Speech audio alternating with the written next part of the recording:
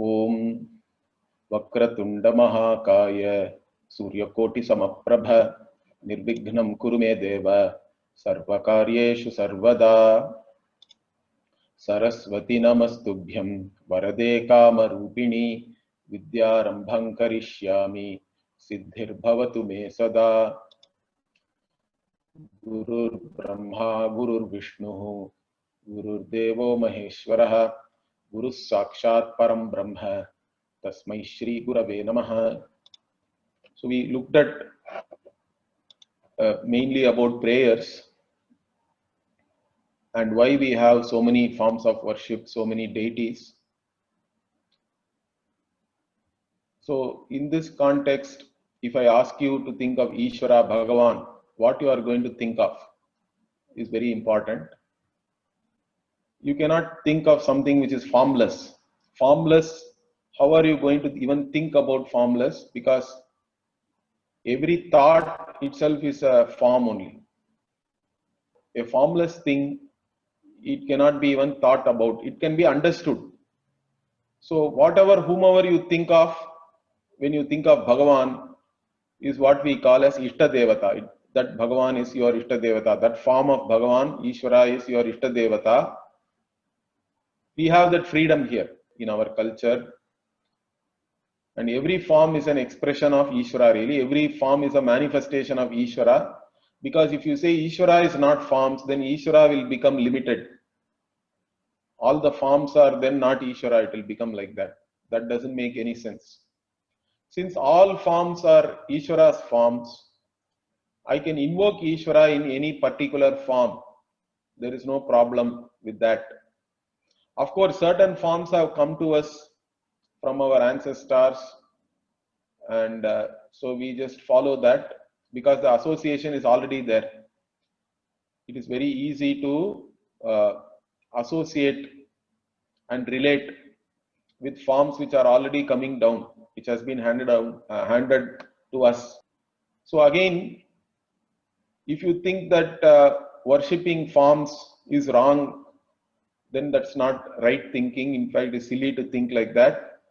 Such thinking only has led to a lot of violence and the disfiguring of murtis, destruction of temples. So much violence has happened because of wrong thinking and thinking that somebody is doing idol worship and all that. Nobody worships idols, okay? That we have to understand. And in fact, all our lives, we are living only in terms of forms, correct? Without forms, there is no life, in fact. Even language is a form. Alphabet is a form. Words are forms. Everything is a form, in fact. Even those who talk about formless God give a name to that God. That name itself is a form. Or they are facing some direction to worship. Direction is a form. So without forms, you cannot do anything really. So it is silly to talk about formless. But you can say that Ishvara transcends all forms. Okay, that is different. That is a matter to be understood. And we can talk about that. And again, when we invoke Ishvara, Bhagavan, deliberately in a particular form in an altar, that is called a ritual. Okay, that is a prayer really. It is a ritual. And that invocation can be in a simple manner. It can be an elaborate Vaidika ritual, which can even go for days. And the altar itself can be quite complicated. Or it can be a simple altar in your home, even in a particular shelf of a particular almirah. People just keep one shelf as an altar. You can invoke Ishvara in a lump of turmeric powder, or in South we do that, or even in Kaudam, or in Maharashtra they even invoke Ganapati in an areka nut, in betel nut. And once you invoke and invite Ishvara to be there, then it is looked upon as Ishvara. It is no more nut, areka nut or turmeric powder and all that, correct? So we are not really worshipping the betel nut or the turmeric powder or the Kaudam. We are invoking Ishvara in a given aspect. And since we are invoking Ganapati, means we are invoking Ishvara as the one who removes obstacles, because Ganapati is looked upon as Vigna Nashaka, Vigneshwara. So to remove obstacles in whatever we want to accomplish, we can invoke Ishvara like that. And once our prayer is over, we do Yathasthanam, we send them back. From wherever you came, you can go back. That also we can do. So that itself shows that nobody is worshipping any idols. So no one worships an idol. To understand Indian culture, first you have to understand that no one here worships an idol. And in fact, people who talk about idol worship are all only making idle talk. They do not really understand what is happening here. We always worship Ishvara Bhagavan. In fact, nobody says idole namaha, correct? That we are only saying Ramaya namaha, Krishnaya namaha, Shivaya namaha, Ganapataye namaha. So we invoke Ishvara in certain special forms like Rama or Krishna. That is because we all have a certain relationship and associations. Rama means we look upon as an embodiment of dharma. Ramo vigrahavan dharmaha. Krishna means we look upon as an embodiment of ananda, of joy, of happiness. And that is how Rama and Krishna also are looked upon differently. Rama always stands erect with a bow and an arrow and all that. Krishna is standing with three angles, you can say, or three bends in the body with a flute and all that, correct? With a peacock feather and also pitambara, yellow cloth, etc. So we invoke them in different ways and associate different qualities. So in our psyche, Rama is Bhagavan, Krishna is Bhagavan. There is no doubt about that. And this connection has been handed over to us by our ancestors, and it takes centuries to create that connection between a particular form and a vision. The vision here is every form which we worship actually represents that Ishvara is everything. That representation will come, in fact, if you analyze it. So that is the idea here.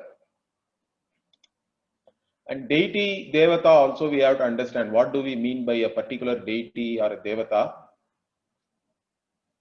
Eyes, wherever they are, they see, correct? Whether you have human eyes means they see.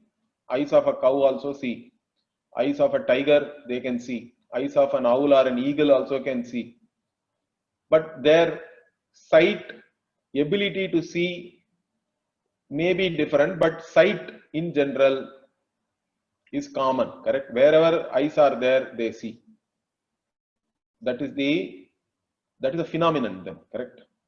Similarly, wherever ears are there, it hears. So like this, different organs which are functioning physiologically, if you take, they function in a certain manner in whichever being it is there. That is why people can do test on a rat and then do human testing also for some medicines and all that. So here the idea is what? Ishvara is manifest in the form of eyes, means in the form of sight itself, the phenomenon of sight everywhere. So Ishvara only is manifest in the form of eyes to see, ears to hear, like that you can consider. Therefore, when you look upon Ishvara as the one who is manifest as a particular phenomenon like eyesight, then we say that there is a presiding deity of eyes. In this case, eyes means we say Aditya is the Devata, Aditya Devata is there. Because the totality, the sight as a common thing, samashti, total manifestation is really a manifestation of Bhagavan only. And that sight, we have to appreciate it in the form of a Devata, Aditya Devata. For speech, Agni is the Devata. Like that we have Adhisthana Devata, presiding deity you can say in English, for all these different phenomena which are manifestations of Ishvara only. So I can invoke Ishvara as a deity presiding over eyesight and have a special prayer like Aditya Hridayam. If you have a problem with your eyesight, we have special prayer for that particular Adhisthana Devata. We also have general prayers. So like this, what we can have any number of deities with reference to each phenomenon. That's why we have 33 crore devatas and all we say. 330 million devatas are there. For us, that's not a problem. So prayers in our culture are highly sophisticated. There are so many different forms of prayers to Ishvara Bhagavan. For every problem you have, every disease, every ill you have, there is a prayer. And also, as I told you, every phenomenon, there is a deity for that. Even diseases are looked upon as deities. And you have prayer for that to get protected from that. And we have elaborate rituals also for accomplishing all these ends. Simple prayers are there, elaborate prayers are there. All prayers are actions and they produce result. That's what we have to understand. So all this heritage is there with us. We have to only appreciate them. So if you do not appreciate that and you think that if all these things are some superstition and all that, really you are missing out in fact. We have been handed down all these different forms which also have a meaning. All you have to do is understand the meaning and then you can follow them with commitment. You should get that commitment out of your own understanding. You need not do because somebody, your father is asking you to do, or mother is asking you to do, or grandmother is asking you to do. You should have conviction born out of your own knowledge. Then you will also not bother about what others will think and all that. In fact, others will think better of you if you have conviction about who you are and whatever you are, correct? In whichever way you are presenting yourself, you have conviction, you have knowledge about it, then you don't have to worry about what others think and all that. So remember that. So prayer is an action born out of free will, and only in prayer you have total freedom to say that I can do it, I need not do it, and I can do it differently. So this freedom is there only with reference to prayer. All other things also somehow or the other we are all pressured into doing certain things. But that cannot be said with reference to prayer. Or even let us say your mother is forcing you to pray, really you may not be praying. You may be sitting as though you are praying. That is not prayer. Prayer has to be born out of your own free will. Understand that. And since it is an action which is born out of your own free will, and every action has results, understand that.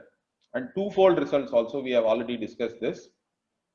One is what? The drishta phalam, or the immediate result which you are experiencing. That is that the act of praying itself is a result only. Okay, the very fact that I am praying and I am exercising my free will, that means you are not doing something else stupid. Because even if you are in a desperate situation, in a difficult situation, instead of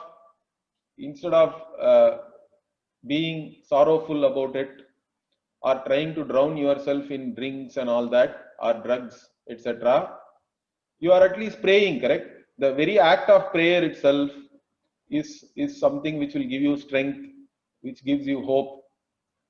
Okay, it will make your free will stronger because prayer is an act born out of your free will. So there is a certain Atma Balam, we say in Sanskritam. Strength you gain in yourself. And that is very important. That is the immediate result of prayer. But generally prayer is done for Adrishta Phalam, the unseen result, Adrishta Punya or grace. It is a way to tap the grace of Ishvara. Ishvara's grace is always available to us potentially. All we have to do is tap it, and prayer is the action we use for that. And so prayer is an action directed towards Ishvara. So we say Saguna Brahma Vishaya Vyapara. an action which is with reference to Ishvara as the giver of everything, because everything is given, correct? We have to recognize that.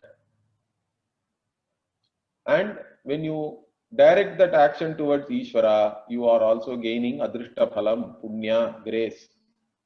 And it can be done in many, many different ways. So in our culture, we accommodate different forms of prayer. So from this, what we understand or what we say is that all forms of worship are valid. That only we can say that.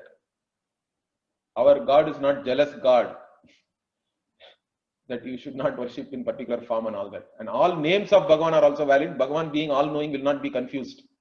So in our culture, if anybody says that I worship the Lord in this form, we have no criticism to offer. In fact, we validate them. We validate them totally. In fact, it's not something like you tolerate them. It's not a patronizing attitude or anything. Even some people talk about religious tolerance. Tolerance also is not the correct word. We in fact say all prayers are valid. All forms of prayers are valid, because Bhagavan being all knowing understands when you call Bhagavan with any name, and you can offer your prayer also sincerely in the form in which you want to offer, which has been taught to you. But not all forms of prayer are not the same. We are not saying that. We are only saying all prayers are valid. Because as I already told you, there are general prayers, there are special prayers like that. So special prayers have specific results. It is like general spectrum drug and specific drug. So prayer also like that. We have special prayers, general prayers and all that. So, but all forms of prayers are valid. We totally accept that. But again, not all religions are not same. We are not saying that. Understand that. We are only saying, we are only validating all forms of prayer. I am not saying this. Bhagavan is saying in Gita, more than one verse is there. One of the verse from 4:11 is this: Ye yatha mam prapadyante tam stataiva bhajamyaham. Mama vartma anuvartante manushyaha partha sarvashaha. So what does it mean? He says, those who worship me. Okay, ye yatha mam prapadyante, in whatever way they worship me. Tam stataiva, in the same manner, I bless them. Yatha mam prapadyante, in whichever way they worship me, in that same form or in the same way I bless them. Bhajami aham. Why? Because all of them follow me only. Because Bhagavan is all pervading, all knowing. So in whichever way you pray, you are actually, in whichever path you take and pray to Bhagavan, that is Bhagavan's path only. There is no path which is not Bhagavan's path.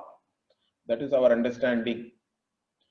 But again, not all prayers are same, not all religions are same. Understand that. That is something we have to be very clear.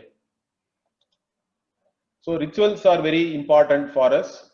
This also we saw, because it is not enough just to have a certain emotion in your mind. If you want to wish your friend on his birthday or her birthday, it is not enough that you wish silently in your mind or do a silent prayer and all that. You can't just think of your friend and think that, okay, that is enough. We normally express it. We say happy birthday. So you have to vocalize your wishes. Then only it becomes real to the other person also. Of course, for Bhagavan, there is a question that will Bhagavan not know? Yeah, for Bhagavan, if you consciously do a mental prayer also, it is good enough. But that also is a prayer. Understand? Mental activity you have to do consciously. Understand that. So, but for human beings, mental is not enough. You have to physically do it. So even in the case of Bhagavan, physically doing things are easier to start with. In fact, mentally doing is very difficult. Your mind will not stay in one place that easily. So that's why we start with physical action, physical rituals, and then slowly graduate to more mental activities. So anyway, all these rituals are born out of our understanding of Ishvara. Okay, you have to have a proper understanding of Ishvara. Ishvara has everything, and based on that only That complete understanding has to be there. And out of that only we have all these rituals also then becomes meaningful, and we can follow all of them with conviction. So my devotion will become real when I actually do something, and that action itself will strengthen your emotions also. It is a mutually rewarding thing, correct? So again, prayers, if you take, there are three forms of prayers are there. Kaikam karma, we said, where all your physical body, your speech, your heart and mind, everything is totally involved. Kaikam karma. Like a puja you do or a yajna you do. All these are all kaikam karma. Vachikam karma means you do only some chanting, Vishnu Sahasranama, all that, mainly speech, vocal prayer. This is in fact easier. That's why the result is slightly lesser compared to Kaikam karma. Because Vachikam is also involved in Kaikam karma too. Then Manasam karma is mental activity.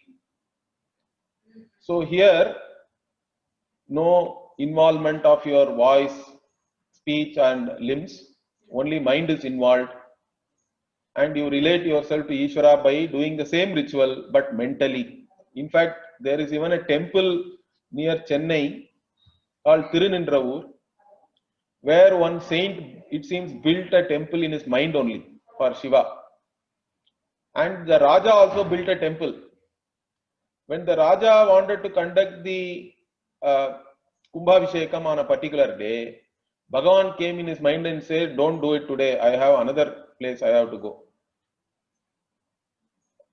Another devotee has constructed a temple. I have to go to that Kumbhabhishekam." So this is Raja was surprised by this. He then wanted to know who is this person. So he went and found one person was sitting under a tree. That's all. There was no temple. He asked him, "Where is your temple?" Bhagavan came to me in the dream and asked me. And he said, no, my temple is only in my mind. So then the Raja actually got that design from that person and he built that temple also. Like that, there is a Sthala Purana is there. So this Manasam karma is very exalted in certain ways, and it is also difficult to focus your mind and visualize like that. But all forms of prayer are there. All these three forms of prayers we have. And even in this, we have simple prayers, elaborate prayers and all that.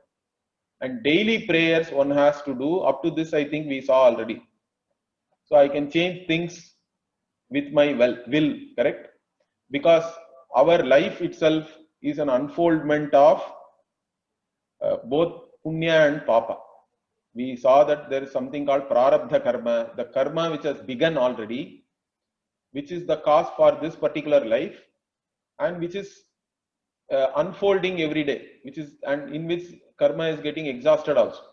And daily some papa and punya is getting exhausted. Now I don't want to at least completely have the effects of the papa, because it is unpleasant, undesirable. So I want to mitigate it. So what do I do? So if I want to neutralize the durita or papa, what should I do?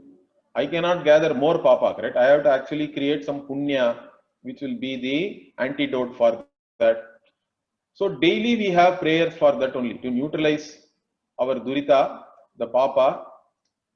And the prayers again, even daily prayers are born out of your free will only. You have to do it with your own conviction. So it will make you stronger, your free will stronger, because it gives you a certain disciplined lifestyle.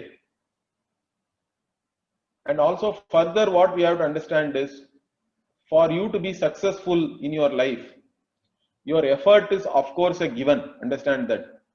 Without doing anything, you are not going to get anything. You have to put in your effort. But more than that, there are other factors are also there, correct? Many hidden variables are there. You have to be at the right place and at the right time. That is very, very important, but you don't know. and others are also having only limited knowledge. They also don't know that. So where do we go and then tap to take care of this? So you have to tap a source which we understand as all knowing, all pervasive, which is everything, which can understand everything. So that is Ishvara. So everyday prayers are also very important. That's what we call Nitya Karma. Daily you have to do certain prayers. Of course, we'll see next week Sri Vidya ji will teach you some daily prayers, what all we can do. And we will also create some audio recording so that if you want to learn that, you can easily learn it. So we'll do that. So now from here, we are moving to the another topic which is very, very important, I think, for all of you to pay attention and understand, which is success itself. How do we look at success in life in general? Because there is no proper understanding of this. Many people are suffering. They go into depression. Some people commit suicide and all that. So all that can be avoided. All this suffering can be avoided, in fact, if you have the right attitude and understand what is success in life. So here we will see how our Shastras define success. We should understand how we look at success in our culture. But before that, let us see what is generally understood in right now, okay, at world at large. So success is largely gauged in terms of pursuit of knowledge and in terms of economic pursuit, correct? So how much you have studied, where you have studied, which college you went to, which job you got, how much you earned, all these things, correct? In terms of your professional accomplishment or what profession you are doing itself. Some people, even though they do not think their profession is great, they are doing it. But whichever profession you take up, you can be accomplished in that. That's a different thing. But in general, what is there? This whatever drive for success, whatever you think is success, is generally in terms of gaining more wealth and money, and also more fame and all that. Correct? Recognition. If you are a star, movie star or some other artist and all that, more than money, you want recognition. Politicians want power. Others want money. So like this, these are all the things people are going after. And this seems to be the universal concept of success these days. But then what? Even those who have gained a lot of money, lot of fame, lot of power, do they think that they are successful or not? All these people who have made it, let us say, according to you, they have made it in their life. But do they have a sense of success on their part as a human being? So as a human being, do they look upon themselves as successful or not? Means that is a question mark. In fact, there is a big question mark there. And why do they not look at themselves as successful then? That also we have to understand, correct?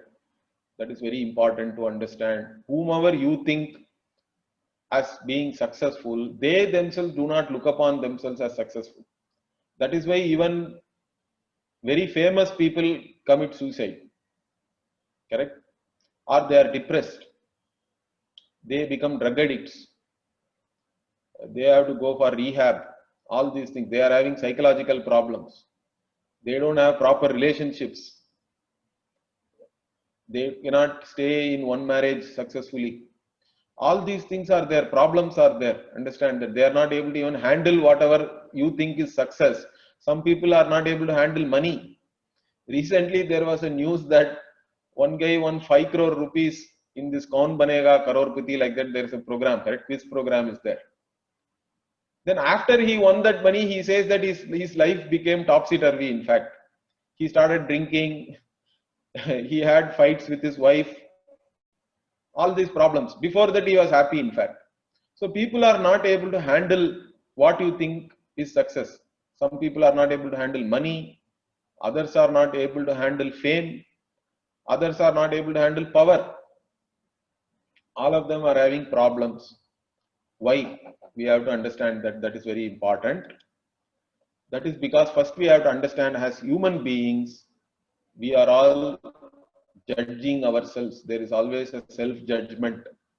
So when I strive for success, okay, I am going to judge myself as success or a failure, correct? I do certain things, and then I think if I get whatever I desired for, I think I am successful.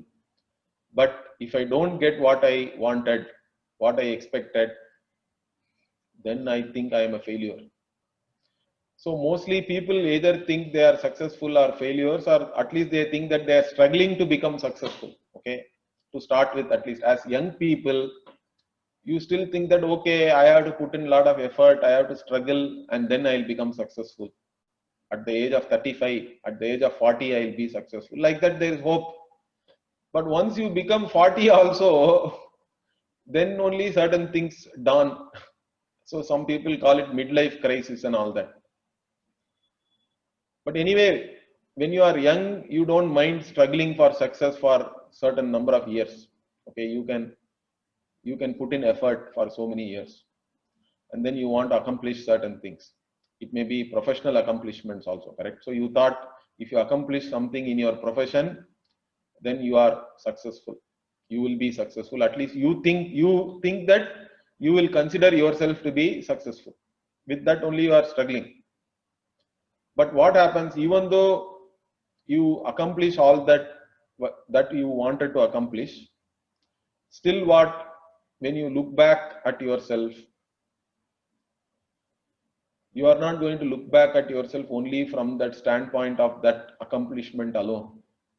As a person, you are much more than that.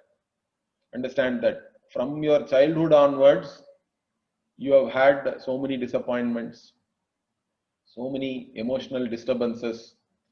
Those things will not suddenly vanish because you have done some accomplishment. They are all still there. And as a person, your own judgment of yourself will not be only based on one accomplishment or anything. It will always be a total, some total of everything. That only will make you consider who you are. So you will be looking at yourself as a person, and you will be judging yourself. And what is that judgment is very, very important.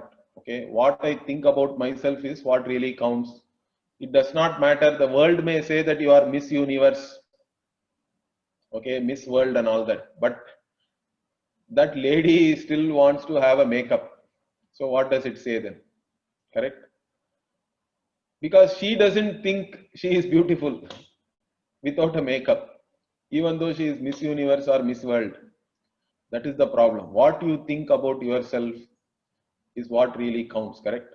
So how I fare in my own understanding of myself is the only thing that counts in determining whether I am successful or not, whether I have made it or not. So the whole world may say something that you are beautiful or you are knowledgeable, etc. They may praise you, but you may not be able to accept it because in your own judgment, you know who you are, or you think you are something, correct? And that is not acceptable to yourself. So it does not matter what others say. So others will say something, the world will say something, but you will think others do not know about you.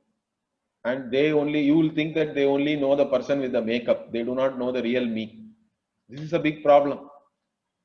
You put up a show for others. It's only a facade. They know that and they are praising that, and internally you are feeling something else. You do not like yourself, in fact. That is a problem. It will become like that. So you are not at home with yourself. So if you are at home with yourself, if you are able to accept yourself as you are, then whatever you may be, you are successful, correct? Your success is dependent on really what you think about yourself more than anything else. You have to be accepting of yourself. You have to be fine being who you are. That is very, very important. So this is where we have to understand certain things. See, we are all self-conscious beings, correct? we have self-consciousness. Out of that only the judgment itself is there, self-judgment. So as a self-conscious person, I also have certain freedom. I have great freedom. What? Freedom to think. So I have ability to know. Intellectual ability is there. Then I am also free to have certain desires. And I am free to act upon them also. All desires I need not act, but many of them I would like to fulfill. I would like to act. So this only we call in our tradition, what do we say? I have Ichha Shakti, I have power to desire. I have Jnana Shakti, I have power to know. And I have Kriya Shakti, I have power to do. But all these things I have, these powers are there, although it is not limitless. They are all limited, but I have all these powers as a self-conscious being with certain freedom. I have all these powers also which I can exercise. Okay. So then what? So desires are there, correct? Desires are there for everybody because everybody in your own judgment you are lacking something. Therefore you have certain desires. You want to fulfill them. And if you closely track the story of your predominant desires, whether yours or somebody else's, any given person's desires, okay, you can get the biography of that person. So you have to observe how that person fulfilled his desires or how he is attempting to fulfill that. From that only you will know what kind of a person that person is. Because everybody we have desires. As a child also I had desires. But the problem is I can't say all of them were fulfilled. Okay, as a young boy or girl also we have a lot of desires. All of them are not fulfilled again. Because everybody wants to score 100% in every subject. Everybody wants to win in every sporting event, cultural event and all that. But that's not happening, correct?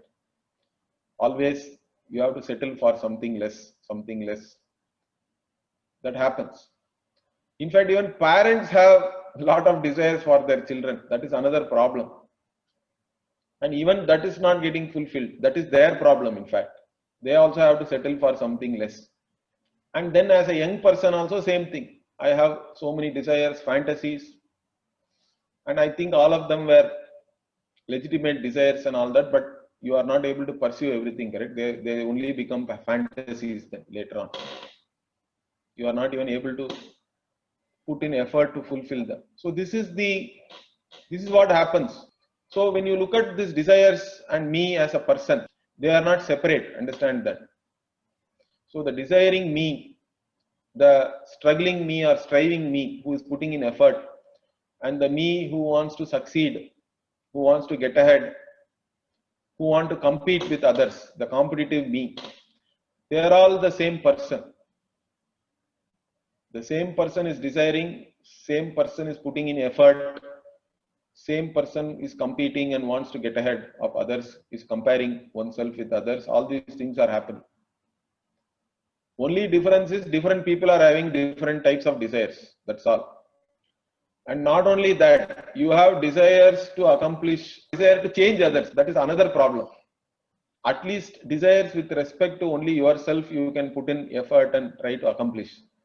But changing others is another problem completely, particularly after you get married and all that, you are all the time trying to change your spouse, let us say. That is never going to happen. Our parents are trying to change their children. In fact, in the process, you will be changed. Whether you change others or not, they will change you, in fact. So that's what happens. Everybody is subjected to desires. That is a fact we have to understand. And another fact is we are not capable of fulfilling all of our desires. This is the reality of everybody.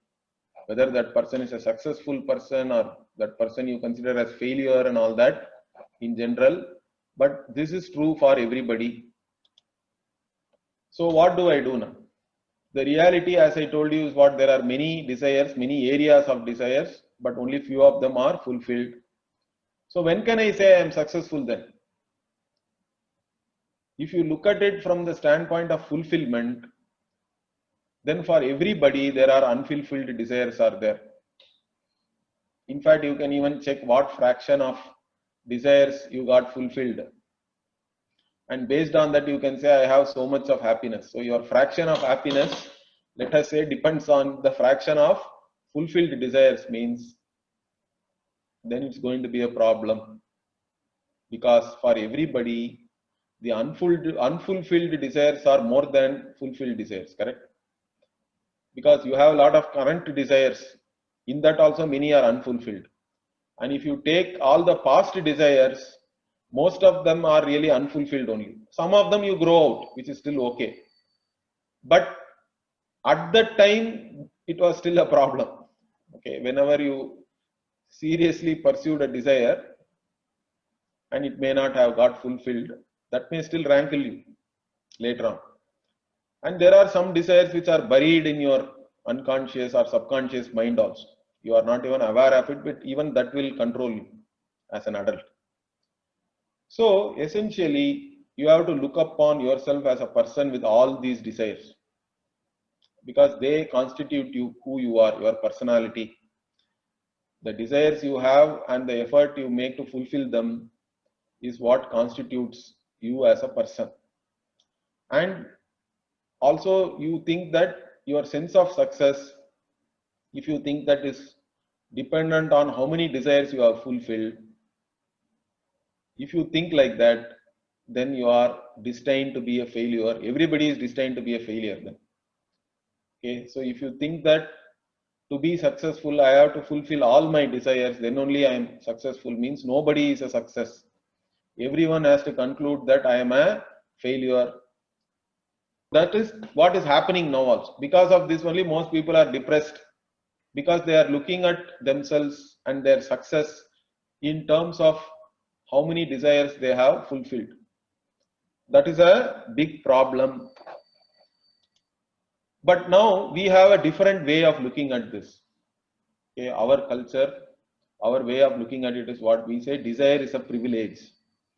A privilege means it is some kind of a luxury. It's not a necessity. So if you look at the desires as a privilege, it can still constitute your personality, because everybody has likes and dislikes. That's what makes you an individual, correct? It gives you a certain individuality, certain uniqueness to you. So everybody is unique. They have their own likes and dislikes, preferences, you can call them. So then you can look upon those preferences as a privilege, not something binding, not thinking that if I fulfill this only, I'll be happy. If you think like that, then it is binding. It is a problem. But if it is fulfilled, I enjoy it. Otherwise also I am okay. Then it is privilege. It's a luxury. But to consider your desires as a privilege, first you should accept yourself as an individual. Understand that. You have to be acceptable to yourself as you are. Then only all your desires can be a privilege, and you can freely pursue them then, without any pressure, without looking upon yourself as a failure and all that. That means your vision about yourself has to be different. It has to be a little different, because for you to be privileged, you should enjoy your privileges. The privilege should not be something, it should not become a pressure. It should not force you to do certain things. You have to enjoy your privilege. Then only you are a privileged person. You are free to do, you are free not to do. Then only privileges are really meaningful, correct? Then only they are luxuries. So if I look at my desires in this way, correct, then you can say you are always a successful person. Whether your desires are fulfilled or not is not a problem, because it's only a privilege, it's only a luxury. But for that, you have to look at yourself differently. You have to be acceptable as you are. In fact, to understand this, we now also bring in Bhagavad Gita. What does Bhagavan say about desires? How can we understand desire is a privilege? Because the ability to desire also is given to me by Bhagavan. Understand that.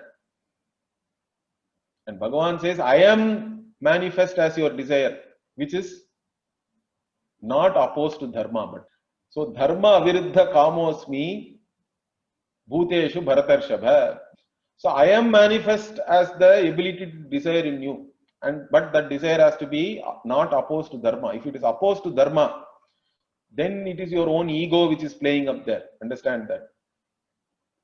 To fulfill your own likes and dislikes, you are ready to go and step on anybody's toes. You don't care about others.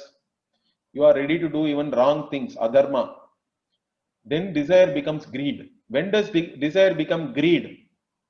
When does it become a longing and attachment and all that? When you are ready to do adharma to fulfill your desire. That means that your desire is actually controlling you. But desire, which is dharmika desire, which is in keeping with dharma, is a power which is a manifestation of Ishvara, in fact. In fact, only human beings can desire for certain things, correct? That is a power. Only you can desire for an iPhone or a candlelight dinner on your birthday, etc. Cows cannot desire for iPhone or iPad or anything, correct? They do not have that power, in fact, or a particular kind of dinner or a particular cuisine. They cannot desire for all those things. They do not even have that ability. So what we have to understand is desire also is a given. That ability to desire is something given to me, and it is a privilege. It's a great privilege which is given to me. But that privilege should not become a problem. That is in your hands. How you look at it, it is totally dependent on your attitude. Is that clear? So Bhagavan is very clear here. So finally, what is our way of looking at life and success and all that? So in our concept of success, desires do not form the basis for my self-judgment. Understand this. They are purely privileges, luxuries. So to convert these desires into privileges, what you have to do, the self should be adequate even before the fulfillment of desires. Whether the desire is fulfilled or not, I am okay, I am fine. That should be your attitude. But how to develop that also we'll see. So essentially you are looking upon desires as privileges added to a free individual. You are a free person. You are a complete person. You are a fulfilled person already. Out of your own fulfillment is born certain desires. And that you can take an effort to fulfill that also. So a person who is already free, an adequate person, a person who is rooted, who is at home with oneself, that person can have any desire as a privilege. There the desire is not really controlling you or pressurizing you to do certain wrong things. So that person who is at home with oneself, plus the desires whatever are there, that is totally a different story, correct? That person is still successful, whether the desire is fulfilled or not. So all your faculties are free, unfettered. Why? Because you don't have any pressure. There is no pressure to fulfill some particular desire. There is no thinking that only by fulfilling this I am successful or I will be happy. That pressure to prove oneself to others also is not there.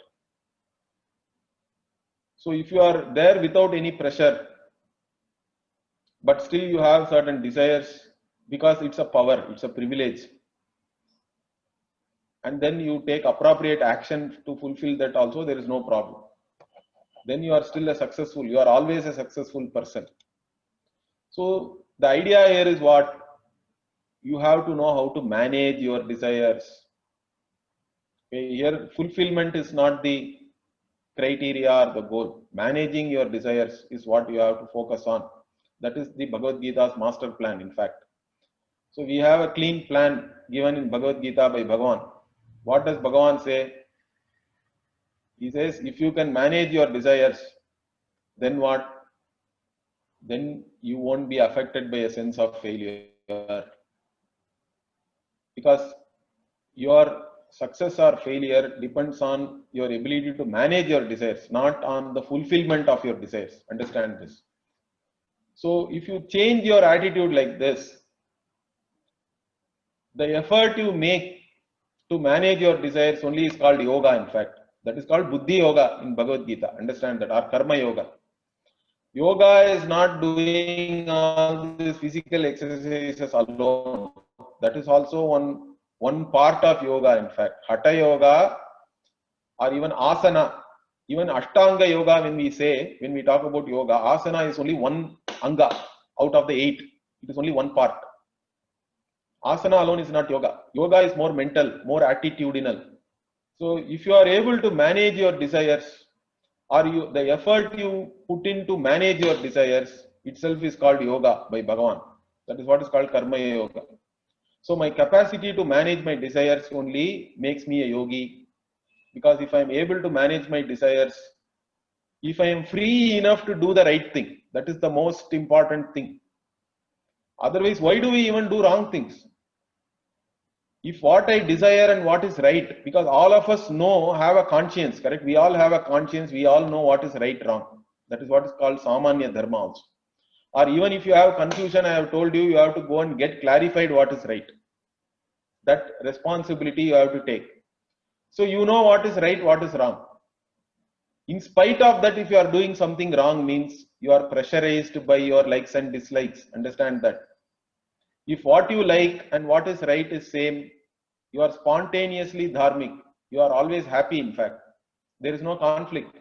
Similarly, what you don't like and what is wrong is same. Also, you have no problem. There is no conflict. When is conflict there?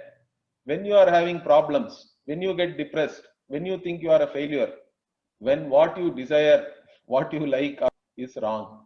It is illegal, immoral, calorific, whatever you can put. Then there is a conflict, there is a problem. When there is a conflict like that, are you able to manage?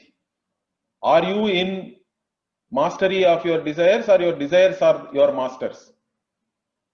That tells you whether you are a yogi or not. That tells you whether you have success, you are a successful person or not. The degree of success you have is directly proportional to the ability to manage your desires. This is my law, okay, or not my law really, it is Krishna's law, you can say. Like we have all this Boyle's law, Charles' law and all that, we can have, this is the law of Bhagavan. So desires become the basis for my self-judgment only when these desires cause me distress. But when desires become privilege, they cannot cause you any distress. Understand that. So basically, what is the problem? Even having desire is not a problem, but you do something and the results of that action you are not able to take equanimously.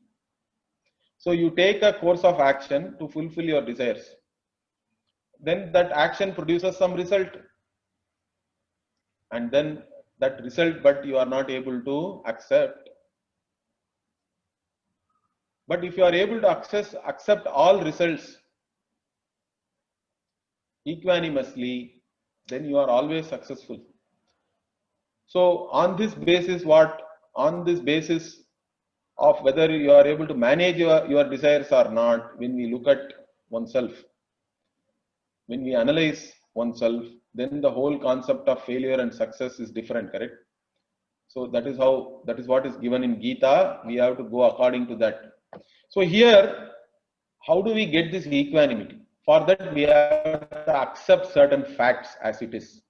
If you are objective with reference to certain facts, you are able to accept it, then you will also have equanimity. Most of the problems are due to denial. Even sorrow is because of denial of reality. So what is the reality? That I desire is the reality. It is natural. The desire has to be fulfilled also is fine. Everybody can make an effort to fulfill their desire, no problem. It is inherent in the desire itself, in fact. And I undertake some activity to fulfill that desire, that is also natural. None of these things are a problem. When does the problem come? What bothers you? It is that after I undertake that action, somewhere I have to see whether the result is as I expected or it is something else. And when the outcome is not as per your expectation, more often than not, it is not, in fact. That is the problem. Then you think you are a failure. That is because you think you are the author of the results of your action, correct?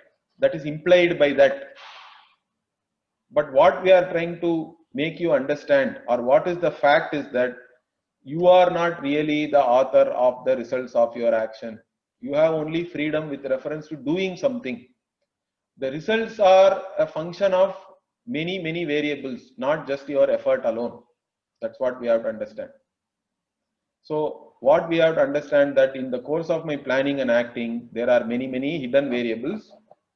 Amongst that, even your own Papa Punya also is there. Okay, which Papa and which Punya is getting fructified, we don't know. So it becomes an hidden variable there. So essentially what you have freedom to desire. Okay, and again, once you decide to fulfill a desire, you express yourself, correct? You do something which is also satisfying. Many times the process of trying to fulfill the desire also can be satisfying. Only the end is satisfying, that is not true always.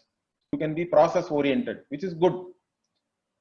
And you look upon your desires as a privilege, and working to fulfill them also is a privilege. It is because you have Ichha Shakti, it's a privilege. Jnana Shakti, Kriya Shakti also is a privilege. All Shaktis are privilege. All powers that you have are a privilege. So you do something, and doing that also is satisfying. The ability that I am able to do something to fulfill my desire itself is a satisfying thing. Because if you do it out of your own free will, not out of any pressure, correct? Your freedom is manifest in your activity. Your cognitive abilities are also manifest in whatever you are doing, because with knowledge only you can do something. So both Kriya Shakti is there, Jnana Shakti is there. So you are expressing yourself totally, which is fine. But it is all fine only till the time the results are there. Once you start responding to the results, you see that you are either elated or depressed. Now that is what we are trying to work on. Okay, so what we have to understand here is you have a choice only over your action. Okay, you have freedom with reference to the course of action to fulfill a desire, but you don't have any complete control over the result, because there are too many things are there, too many laws are there, too many hidden variables are there. So this is why Bhagavan says in Bhagavad Gita, Karmani eva adhikarahate. You are only qualified to do action. You have choice only over your action. The results are not in your hands. Bhagavan is the karma pala data, in fact. Bhagavan is the giver of results of action. So, and Bhagavan only is manifest as laws, correct? Even law of karma. So all the different laws are really manifestation of Bhagavan. So the result is taken care of by the laws over which you have no control. Okay, you have only choice whether you can do, you need not do, you can do it differently. But the results are coming from Bhagavan in terms of all these different laws, many of which we are not even aware of. So we don't have knowledge of all of them, as our understanding of the laws is very limited, because my knowledge and power and everything, skills are all limited only. So this is something we have to recognize. So by recognizing this fact, you have a certain freedom, certain space within yourself with reference to the results of the action. Because Bhagavan clearly says, Karmani eva adhikarahate, ma phaleshu kadachana. Never, with reference to results, don't think you are the author of the results. Okay, this is wrongly translated as do your duty, don't expect any result. Bhagavan is not saying do not expect result. Understand that. In fact, without expecting a result, you cannot even decide on what action you have to do. The action itself is intimately tied with the results. So some people translate, or the popular translation is do your duty, don't expect result. It's not about expecting results. Do your duty, do your action. The action is based on desires and results only. But be ready to accept any result which comes, because you are not the author of the results of action. That is the main thing, correct? You have choice over only action, not on the results of action. So you do not be the author of the results of action. And also because of this, don't become lazy and say, no, then if I am not the author of the results of action, I won't do anything. No, inaction also is not an option. In fact, by nature only you are always impelled to do something. So it is better to do things according to dharma and develop an attitude of equanimity. That way you are always successful. You manage your desires. You do not think you are a failure just because some desire is not fulfilled. That is not even a criteria to judge whether you are a success or a failure. So I think mostly already we are a little late, so we'll close it here. I have a couple of more slides and all that, but that we can look at it later. We can see that later. So let us just see whether we have any questions and all that. Maybe I'll also allow you to talk. Okay, some questions are there. Why we have to send God? Why can't he stay with us? That is because that particular thing on which you invoke, you cannot always keep it there, correct? It will also it will decay. Turmeric will not be there in the same form. A rat will come and eat. What are you going to do? So it is better to send Bhagavan, correct? Okay, can't we worship all forms of Ishvara instead of one Ishta Devata? Like that is also fine. It's up to you. On different days, we say that it is all auspicious for different devatas. The more the merrier. Okay, go ahead. No restriction there. Will there be a quiz today? No quiz. Our Kalyan ji will come back and give you some quiz. Okay. Pusalar Nayanar. Okay. I don't know why you are saying that. Maybe some story. I don't understand why cows can't desire. Cows might desire for fresh grass. That is correct. But their ability to desire is very limited, correct? Can a cow desire for iPhone, laptop, all these things? No, correct? Or Chinese food, for example. So that's why I am saying our ability to desire is so much. There is no comparison. Any references of Upanishads talking about desires, karma? Yeah, very much it is there. Even Brihadaranyaka Upanishad talks about that.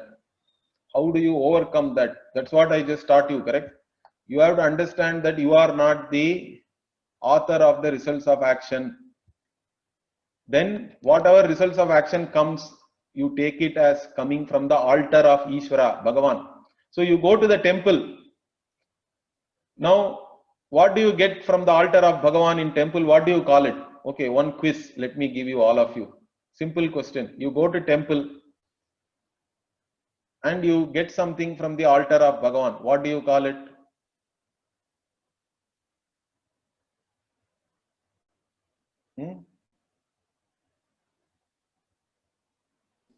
Prasadam. Prasad, correct? Now, Right. prasad means, is it a particular object is prasad? What makes it a prasad? I go to temple, one day I get only tirtham, water. I don't complain. Hey, I want some more sugar in this water. Otherwise, I don't like it. Or you put some rose water, then only I will like it. Or another day you are getting only vibhuti, which is nothing but ash, correct? Another day you get laddu. Now you are happy. Is that so? Are you complaining to the priest saying, no, why are you giving me only ash or only water or only you are giving me only so much laddu? We do not complain, correct? Prasada is your attitude towards that object. Understand that. The object itself is not a prasada. What makes it a prasada is because you consider it is coming from the altar of Bhagavan and you are able to accept it equanimously. Your attitude towards the object makes it a prasada. Now, can you extrapolate it to all the other things in your life? Whatever comes to you in life, all the results of your action, Bhagavan is the karma paladata. Bhagavan is the one who is giving you all that. Will you be able to accept it with prasada buddhi? That is the question mark. If you are able to do that, then you are a successful person. Is that clear? So that's what we have to understand. Maybe we'll discuss this a little bit more next week, because this is an important topic, I think, and it requires certain understanding. Maybe repetition is not a defect in teaching, so we can repeat ourselves, nothing wrong. Okay, so we will close it here today. Hopefully, I think I have the recording now. So we'll meet next week. Om Purnamadah Purnamidam Purnat Purnamudachyate Purnasya Purnamadaya Purnamevavashishyate. Om Shanti Shanti Shanti. Harihi Om Shri Gurubhyo Namaha. Harihi Om.